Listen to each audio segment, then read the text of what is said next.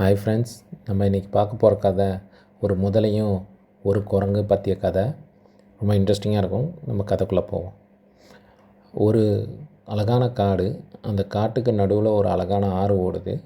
அந்த ஆற்றின் ஒரு கரையில் பார்த்திங்கன்னா குரங்கு கூட்டம் இருக்குது, இன்னொரு கரையில் பார்த்திங்கன்னா முதலை கூட்டம் இருக்குது. ஒரு சில முதலைங்க வந்து குரங்கு கூட்டம் இருக்கிற கரைக்கு வந்துட்டு போகும். அப்படி வந்துட்டு போகும்போது ஒரு குரங்கும் ஒரு முதலையும் நல்ல ஃப்ரெண்ட் ஆயிடுச்சுங்க. ஸோ டெய்லி இந்த முதலை வந்து குரங்கு இருக்கிற சைடு வரும், வந்துட்டு விளையாண்டுட்டு அது சாப்பிட்டுட்டு போகும். குரங்கும் என்ன பண்ணுன்னா, அது சாப்பிட்ற நாவல் பழத்தை பறித்து முதலைக்கு கொடுக்கும். ஸோ முதலையும் டெய்லி சாப்பிடும். இப்படியே நாட்கள் சென்று கொண்டே இருக்கிறது. ஒரு நாள் என்ன முதல்ல கேட்குதுன்னா, கொஞ்சம் நாவல் பழம் அதிகமாக பறித்து தரியா, நான் என் மனைவிக்கு எடுத்துகிட்டு போகிறேன் அப்படின்னு கேட்குது. அதுக்கு என்ன, நான் பறித்து தரேன் அப்படின்னு சொல்லிவிட்டு குரங்கும் பார்த்திங்கன்னா கொஞ்சம் நாவல் பழத்தை அதிகமாக பறித்து முதலைக்கு கொடுக்குது. முதலையும் அந்த நாவல் பழத்தை எடுத்துக்கிட்டு அக்கறையில் இருக்கிற தன்னோட மனைவிக்கு கொடுக்க போகுது.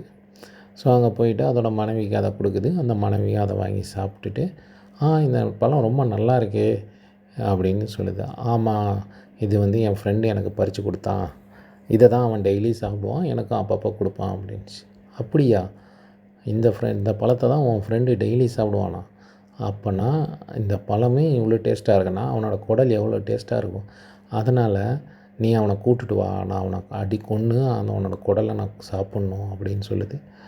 உடனே அந்த முதலைக்கு ரொம்ப அதிர்ச்சியாக போயிடுது. இல்லை அவன் என் நண்பன் அப்படின்னுது.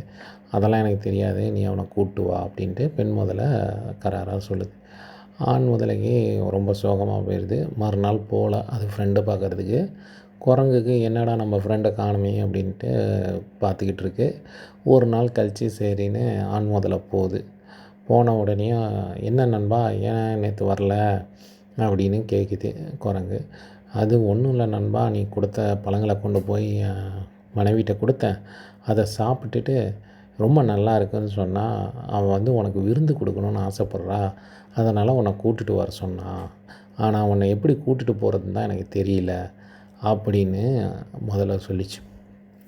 இதை கேட்டுட்டு குரங்கு, இதில் என்ன நண்பா, இது ஒன்றும் பெரிய மேட்ரு இல்லை, நான் அவன் முதுகு மேலே ஏறிக்கிறேன், வா நம்ம போகலாம் அப்படின்னுச்சு.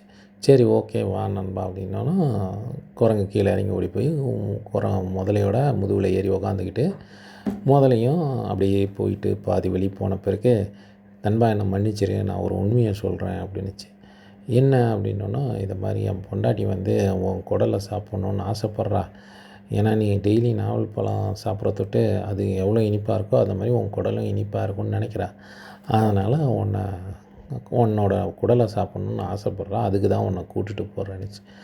குரங்குக்கு அப்படியே ஷாக் ஆகிடுச்சு. என்னடா இப்படி பண்ணிவிட்டு நம்மளை ஏமாற்றி கூட்டிகிட்டு வந்துட்டு இந்த முதல்ல, இனிமேல் நம்ம எப்படி தப்பிக்கிறதுன்னு யோசிச்சுட்டு, நண்பா என்ன நண்பா, இதை நீ முன்னாடியே சொல்லியிருக்க வேணாமா அப்படின்ச்சு. ஏன் அப்படின்ச்சு. இன்னைக்கு காலையில் தான் என் குடலை நல்லா கழுவி மரத்தில் காய போட்டேன், நீ சொல்லியிருந்தேன்னா நான் அதை எடுத்துகிட்டு வந்திருப்பேன்ல, நீ இப்படி சொல்லாமல் விட்டுட்டியே, நீ கவனிக்கலையா மரத்தில் குடல் இருந்ததை அப்படின்னுச்சு. அவனையும் முதல்ல, அப்படியா நண்பா, நான் கவனிக்கவே இல்லையே அப்படின்ச்சு.